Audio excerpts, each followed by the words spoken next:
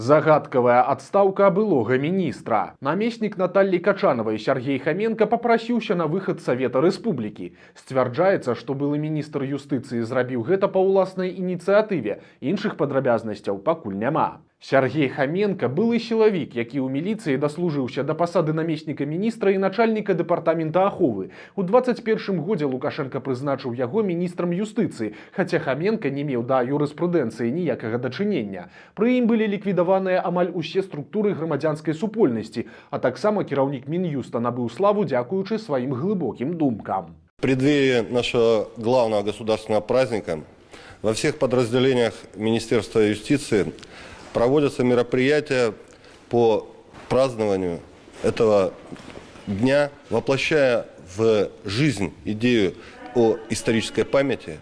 Мы этот день празднуем как День независимости.